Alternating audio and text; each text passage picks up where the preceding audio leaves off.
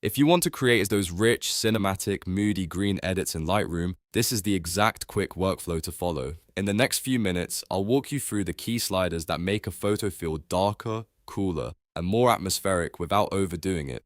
And if this tutorial helps you out, make sure to hit like and subscribe so you don't miss more Lightroom editing guides like this. Let's start with the light settings, because this is what builds the moody base.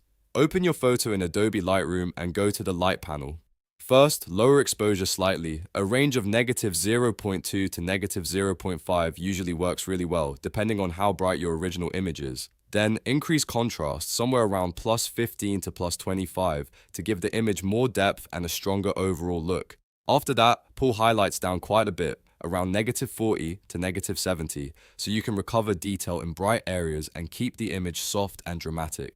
Then reduce shadows a little, around -10 to -30, to keep the darker mood in the image and avoid making it too flat. Now move into color, because this is where the green tone starts to feel more cinematic. In the temperature slider, shift the image slightly cooler. A small move toward -5 to -15 is usually enough. You do not want to make it look blue or unnatural, just cooler and more controlled. Then adjust the tint slightly toward green, around -5. This helps push the image away from pink tones and gives it that subtle, moody green character.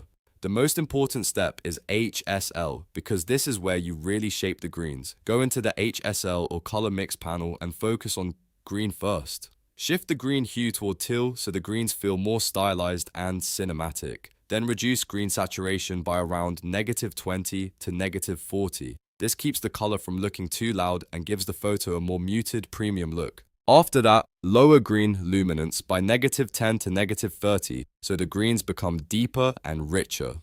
Then move to yellow and shift yellow slightly toward green. This is a really useful trick because a lot of natural foliage sits in the yellow range, and pulling it towards a green helps the entire image feel more unified.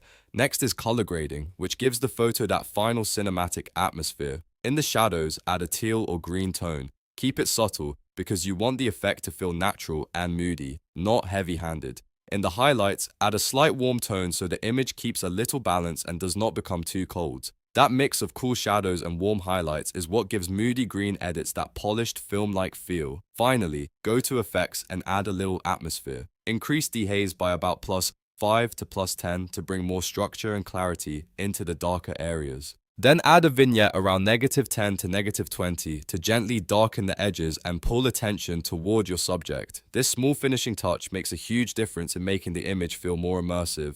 And that's the full method for editing moody green photos in Lightroom.